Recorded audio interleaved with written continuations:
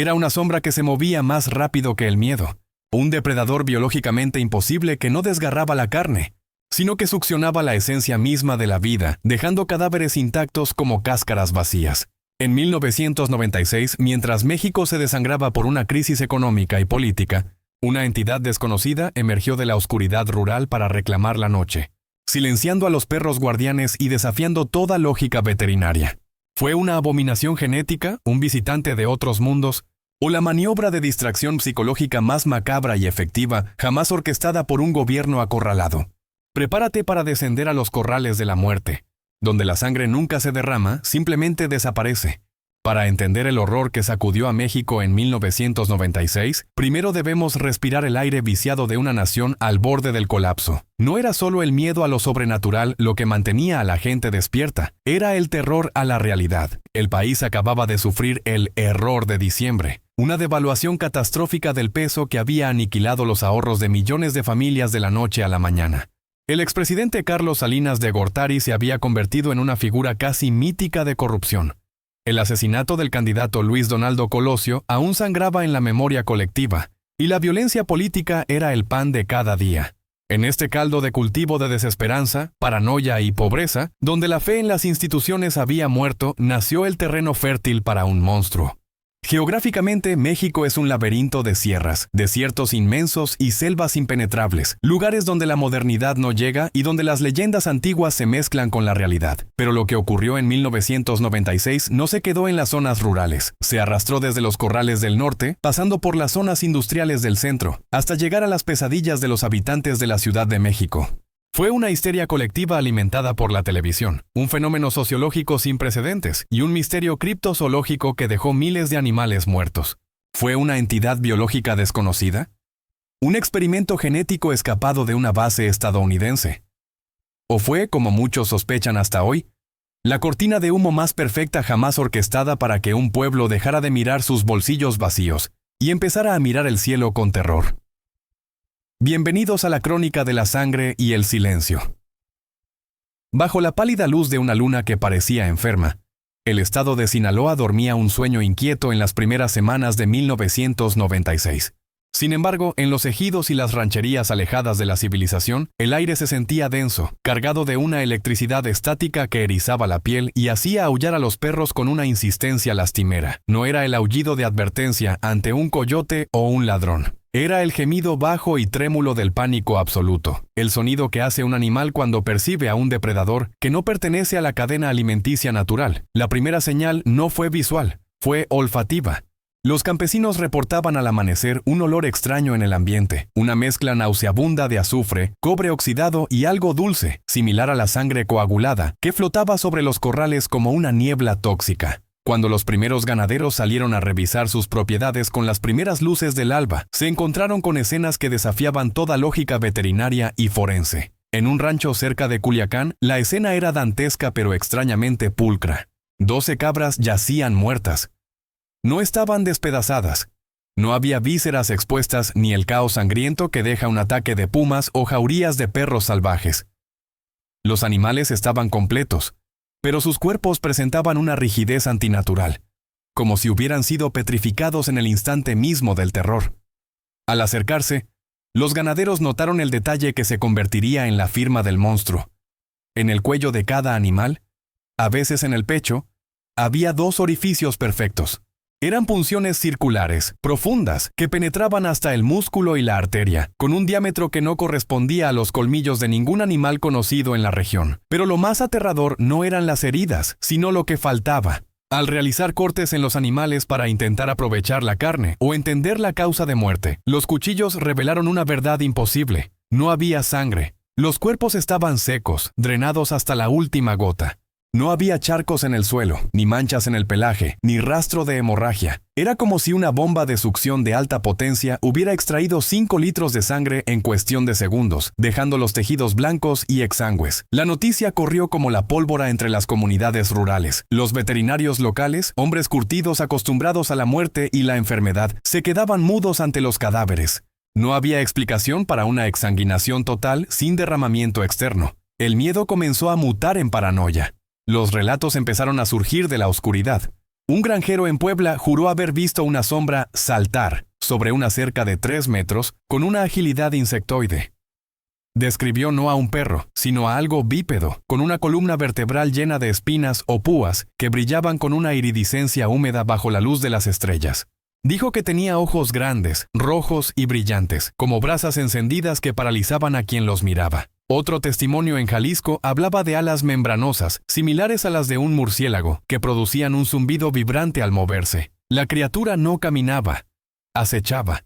Se movía con una inteligencia depredadora, seleccionando a sus víctimas, evitando las trampas, burlando a los guardias armados que comenzaban a patrullar los campos con escopetas oxidadas y linternas temblorosas. La atmósfera en el campo mexicano cambió drásticamente. Al caer el sol, las puertas se trancaban con doble cerrojo. Las familias se apiñaban en las habitaciones interiores, rezando rosarios mientras afuera, en la negrura del monte, se escuchaban ruidos que no eran viento ni lluvia. Eran golpes secos en los techos de lámina, rasguños en las paredes de adobe, y el silencio repentino de los grillos y las aves nocturnas, que callaban ante la presencia de la bestia. El fenómeno, que inicialmente se había atribuido a un depredador exótico o a cultos satánicos, comenzó a adquirir un nombre que había viajado desde la isla de Puerto Rico, donde meses antes una entidad similar había aterrorizado al pueblo de Canóvanas. La palabra se susurraba primero, luego se gritaba: el chupacabras. En este primer capítulo de la pesadilla, la ciencia intentó dar respuestas. Biólogos de la UNAM y expertos forenses fueron consultados, pero sus explicaciones racionales, murciélagos rabiosos, manadas de perros cimarrones, coyotes con sarna, chocaban frontalmente con la evidencia física. ¿Cómo podía un perro hacer 2 agujeros precisos y no comerse la carne? ¿Cómo podía un murciélago drenar a una vaca de 500 kilos?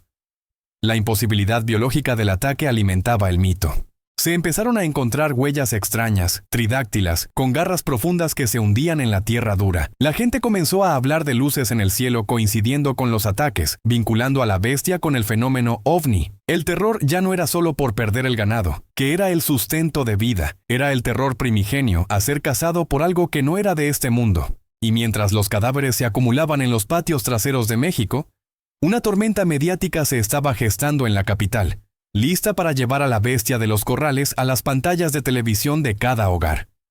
Si el primer capítulo de esta historia se escribió con sangre en la tierra seca de los ranchos, el segundo se transmitió a través de los tubos de rayos catódicos de millones de televisores. México, en 1996, vivía la primera gran guerra de las telecomunicaciones. El monopolio de Televisa se veía amenazado por el surgimiento agresivo de TV Azteca. Ambas cadenas necesitaban audiencia, necesitaban rating, y necesitaban algo que mantuviera a la gente pegada a la pantalla, olvidando por un momento que el dinero en sus bolsillos no valía nada. Y entonces llegó el chupacabras. Fue el regalo perfecto, el villano ideal para una telenovela de la vida real que se transmitía en los noticieros estelares. La cobertura mediática transformó un fenómeno rural en una psicosis urbana, amplificando el miedo hasta niveles ensordecedores. Cada noche, los noticieros abrían con música dramática y titulares rojos. Nuevo ataque en el Estado de México. La bestia se acerca a la capital. Periodistas estrella que semanas antes debatían sobre política macroeconómica, ahora se paraban en medio de corrales llenos de estiércol, micrófono en mano, señalando cadáveres de gallinas y entrevistando a señoras en llanto que juraban haber visto al diablo. El programa Primer Impacto y otros shows sensacionalistas mostraban reconstrucciones artísticas de la criatura. Las imágenes variaban, creando una mitología confusa pero aterradora. A veces era un gris alienígena con colmillos, otras veces un canguro reptiliano y en otras versiones una gárgola viviente. Pero la imagen que se grabó a fuego en la mente de los niños y adultos de los 90 fue ese dibujo de una criatura humanoide, encorvada, con grandes ojos ovalados y una hilera de espinas recorriendo su espalda. La competencia entre televisoras llevó a la fabricación y exageración de la evidencia. Se presentaban expertos en lo paranormal. Ufólogos como Jaime Maussan se convirtieron en las voces de autoridad, analizando videos borrosos y testimonios dudosos con una seriedad sepulcral. Se mostraban moldes de yeso de supuestas huellas, pelos que no correspondían a ninguna especie conocida y grabaciones de audio con gruñidos guturales. La línea entre el periodismo y el espectáculo se borró por completo. En las escuelas, los niños jugaban a ser el chupacabras en el recreo, pero regresaban a casa con miedo de ir al baño por la noche. En los mercados, Se vendían camisetas, máscaras y hasta cumbias dedicadas al monstruo. El chupacabras se había convertido en una marca, en un icono pop macabro. Sin embargo, detrás del circo mediático, el miedo en las zonas suburbanas era genuino y palpable. La histeria llegó a tal punto que en municipios como Tlalnepantla o Naucalpan, zonas densamente pobladas y alejadas del campo, la gente reportaba avistamientos en azoteas y parques. Se organizaron brigadas vecinales. Hombres de familia salían con bates de béisbol y machetes a patrullar las calles de asfalto, convencidos de que la bestia podía bajar de los tinacos de agua para atacar a sus hijos. El miedo a lo desconocido había infectado la ciudad. Las líneas de emergencia de la policía y protección civil se colapsaban cada noche con llamadas de auxilio por ruidos extraños o sombras sospechosas. Uno de los momentos cumbres de esta psicosis mediática ocurrió cuando se empezaron a reportar ataques a humanos. Aunque nunca se confirmó ninguna muerte humana atribuida directamente a la criatura, las historias de rasguños, empujones y encuentros cercanos llenaban los tabloides. La revista Alarma y otros periódicos de nota roja publicaban fotos grotescas de animales mutilados en portada, con titulares amarillistas que goteaban sangre. La narrativa visual era implacable. No había escapatoria. Si encendías la radio, hablaban del chupacabras. Si ibas al puesto de periódicos, el chupacabras te miraba. Si hablabas con tu vecino, el tema era si la bestia ya había llegado a la colonia. Esta saturación informativa tuvo un efecto hipnótico. Durante meses, la crisis económica, los escándalos de corrupción de la familia Salinas, la inestabilidad política y el conflicto en Chiapas pasaron a un segundo plano. La atención nacional estaba secuestrada por un monstruo invisible. Los sociólogos comenzaron a advertir sobre el peligro de esta distracción masiva, pero sus voces eran ahogadas por el estruendo del espectáculo. La televisión había logrado lo que el gobierno no podía: unificar a México, no en la esperanza o la protesta, sino en el miedo a una criatura que, irónicamente, se parecía mucho a la situación del país. Un depredador que succionaba la vida de sus víctimas sin que nadie pudiera detenerlo. La realidad se había vuelto una película de terror, y todos eran extras esperando su turno para gritar. Mientras las cámaras de televisión deslumbraban a la población con imágenes de cabras muertas, en los pasillos oscuros del poder se tejía una narrativa diferente, una que sugería que el verdadero monstruo no tenía garras, sino traje y corbata. La teoría de la cortina de humo no tardó en surgir, alimentada por el cinismo histórico del mexicano, acostumbrado a que su gobierno le mintiera sistemáticamente. ¿Era casualidad que el auge del chupacabras coincidiera perfectamente con los momentos más críticos de la administración de Ernesto Zedillo? La inflación estaba devorando los salarios, las tasas de interés se disparaban haciendo impagables las hipotecas, y el descontento social estaba en un punto de ebullición que amenazaba con estallar en una revolución. La cronología era sospechosamente perfecta. Cada vez que salía a la luz una nueva revelación sobre los desfalcos de Raúl Salinas de Gortari, el hermano incómodo del expresidente, o cuando se anunciaban recortes presupuestarios brutales, aparecía convenientemente un nuevo ataque espectacular del chupacabras en horario estelar. En las cantinas, en los taxis y en las sobremesas, la gente empezó a conectar los puntos. El chupacabras es Salinas, se decía, una metáfora que se volvió literal en el imaginario popular. La criatura se convirtió en una caricatura del sistema. Un ser pelón, en referencia a Salinas, que chupaba la sangre del pueblo. Pero más allá de la broma y el meme político, existía una sospecha oscura. ¿Estaba el gobierno facilitando o incluso orquestando la histeria? Surgieron reportes de camiones del ejército acordonando zonas de ataque antes de que llegara la prensa, llevándose los cadáveres de los animales y amenazando a los testigos para que no hablaran. En algunas comunidades rurales se hablaba de helicópteros negros sin matrícula sobrevolando los ejidos noches antes de los ataques. Estas historias alimentaron la teoría de que el chupacabras podría ser un experimento genético liberado deliberadamente, o quizás un depredador traído de otro ecosistema por agencias de inteligencia para sembrar el terror controlado. La idea de la guerra psicológica tomó fuerza. Si mantienes a la población aterrorizada por un enemigo externo y sobrenatural, no tendrán energía ni tiempo para organizarse contra el enemigo interno y real. El clima de conspiración se densificó. Intelectuales y periodistas críticos comenzaron a señalar cómo Televisa y TV Azteca, concesiones gubernamentales al fin y al cabo, dedicaban horas de tiempo aire a este tema absurdo, mientras ignoraban las marchas y protestas. Fue una manipulación maestra de la atención pública. El chupacabras funcionaba como un anestésico social. El miedo paraliza, y un pueblo paralizado no protesta. La figura del monstruo servía para canalizar la ansiedad flotante de la crisis. Era más fácil temerle a un animal nocturno que temerle al futuro incierto, a la pérdida del empleo o a la hambruna. El monstruo tenía forma, aunque fuera difusa. La crisis económica era un ente abstracto e incontrolable.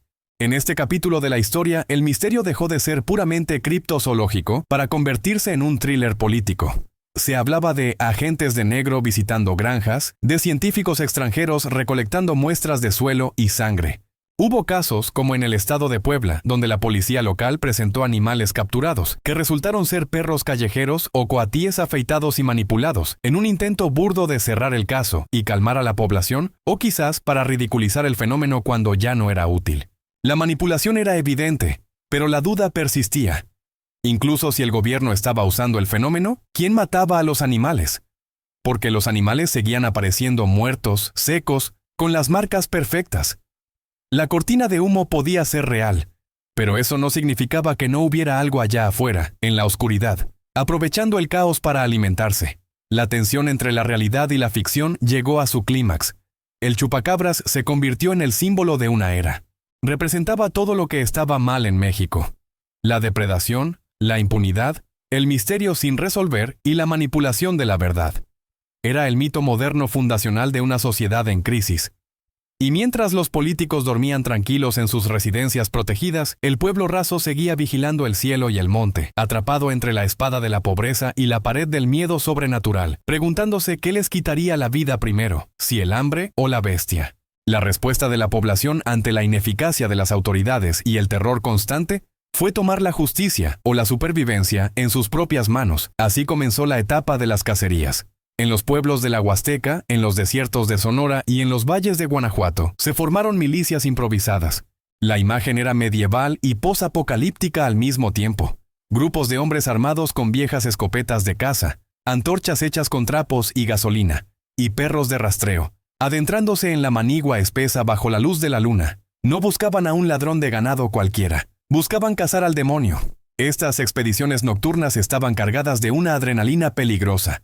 El alcohol corría libremente para calmar los nervios, y la combinación de miedo, oscuridad y armas cargadas resultó en tragedias casi cómicas si no fueran terribles. Se disparaba a sombras, a arbustos movidos por el viento, a cabras extraviadas. En más de una ocasión, el chupacabras resultó ser un vecino borracho o un animal doméstico que tuvo la mala suerte de cruzar el camino de una turba histérica.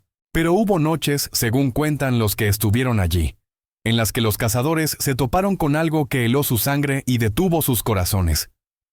Un relato recurrente en estas cacerías era el del encuentro imposible. Grupos de 10 o 12 hombres, con sus perros ladrando furiosamente, acorralaban a la presunta bestia en una cueva o un barranco. Los perros, animales bravos entrenados para pelear con coyotes, entraban a la oscuridad, y entonces se hacía el silencio. Un silencio absoluto seguido de gemidos de dolor y el sonido de huesos rompiéndose. Cuando los hombres iluminaban la zona, no encontraban nada, salvo a sus perros muertos o heridos de gravedad, con cortes profundos que parecían hechos con navajas de afeitar. La bestia se había esfumado, trepando paredes verticales o saltando distancias imposibles sobre las cabezas de los cazadores. La frustración crecía. En algunas localidades, la gente comenzó a capturar cualquier cosa que pareciera extraña. Murciélagos gigantes de la fruta eran apedreados y exhibidos como crías de chupacabras. Zorros con sarna, sin pelo y de piel grisácea eran atrapados, enjaulados y mostrados a la prensa local como la prueba definitiva. Estos pobres animales, enfermos y asustados, eran sometidos al escrutinio de cámaras y curiosos, convirtiéndose en chivos expiatorios de un terror que los superaba. Pero los forenses y veterinarios honestos sabían la verdad. La dentadura de un zorro o un perro no coincidía con las punciones limpias y quirúrgicas de las víctimas reales. La verdadera bestia seguía libre. El ambiente en estas cacerías era opresivo. Se sentía la presencia de algo más. Testigos describían una sensación de vértigo, náuseas y dolor de cabeza intenso cuando estaban cerca de las zonas de ataque reciente, síntomas que algunos asociaban con radiación o campos electromagnéticos fuertes. Esto reforzó la teoría extraterrestre. ¿Estaban cazando a un animal o estaban enfrentándose a tecnología biológica avanzada? Hubo reportes de luces extrañas que seguían a los grupos de caza, orbes luminosos que flotaban silenciosamente sobre las copas de los árboles, observando. La sensación de ser la presa y no el cazador era constante. La violencia de las cacerías también se volvió hacia adentro. La desconfianza entre vecinos creció. Se acusaba a personas excéntricas o solitarias de criar a la bestia o de ser brujos que la invocaban. En un México donde el linchamiento es una realidad latente, el chupacabras estuvo a punto de provocar tragedias humanas por superstición. El tejido social se desgarraba bajo la presión del miedo. Las noches se volvieron interminables. El sonido del viento en los maizales ya no era relajante, era el presagio de la muerte. Y en medio de todo esto, la bestia parecía burlarse, atacando justo en los lugares donde la vigilancia era menor, demostrando una inteligencia estratégica que aterraba más que sus garras. No era un animal actuando por instinto, era algo que pensaba, calculaba y ejecutaba con una frialdad espeluznante. Tan repentinamente como llegó, la intensidad de los ataques comenzó a disminuir hacia finales de 1996. No hubo una batalla final, ni un cadáver definitivo expuesto en cadena nacional que cerrara el ciclo del terror. Simplemente los reportes se volvieron más esporádicos. La prensa encontró nuevos escándalos, como la boda de alguna estrella o un nuevo fraude político, y el chupacabras fue relegado poco a poco de las primeras planas a las secciones de curiosidades, y finalmente al olvido mediático. Pero en el campo, la historia no terminó tan limpio. La bestia dejó una cicatriz profunda en la memoria rural de México. El legado del chupacabras es complejo. Para la ciencia oficial, quedó catalogado como un episodio de histeria colectiva mezclado con brotes de enfermedades en cánidos salvajes y depredadores naturales actuando de forma atípica por la sequía y el calor extremo de ese año. Explicaron la falta de sangre como un efecto natural de la coagulación post-mortem y la gravedad, aunque esto nunca convenció a quienes vieron los cuerpos blanquecinos. Para el gobierno fue una crisis de relaciones públicas que, paradójicamente, les sirvió de válvula de escape. Pero para quienes vivieron las noches de insomnio con el rifle en la mano, el chupacabras fue y sigue ser una realidad innegable. Hoy en día, en las rancherías del norte y centro de México, si preguntas a los ancianos, la mirada se les oscurece. Te contarán no lo que vieron en la tele, sino lo que vieron en sus corrales.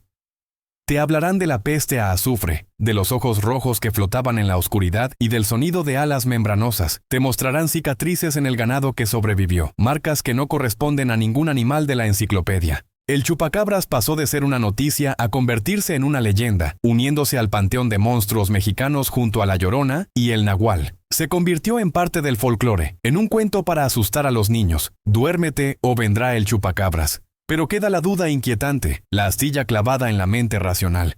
¿Qué fue realmente? La inmensa cantidad de casos, la similitud de los detalles en lugares separados por miles de kilómetros y la evidencia física de las punciones sugieren que algo biológico y anómalo estuvo activo en 1996. Tal vez una especie desconocida que migró, se alimentó y luego regresó a las profundidades de las cuevas o a la selva. O tal vez, como sugieren los más conspiranoicos, el experimento concluyó y la entidad fue recogida por sus dueños, dejando atrás un rastro de muerte y preguntas sin respuesta. El año 1996 cerró con un México transformado, más pobre, más cínico, más desconfiado. El chupacabras nos enseñó que el terror puede ser manipulado, vendido y consumido como un producto, pero también nos recordó que en la oscuridad del mundo todavía existen cosas que escapan a nuestra comprensión y control. La cortina de humo se disipó, pero la sensación de vulnerabilidad permaneció. Y a veces, en las noches de luna nueva, cuando el viento sopla fuerte en los campos desolados, los ganaderos todavía salen a revisar los cerrojos, no vaya a ser que la historia decida repetirse y la bestia regrese por la sangre que le falta. Fin del misterio, pero no del miedo.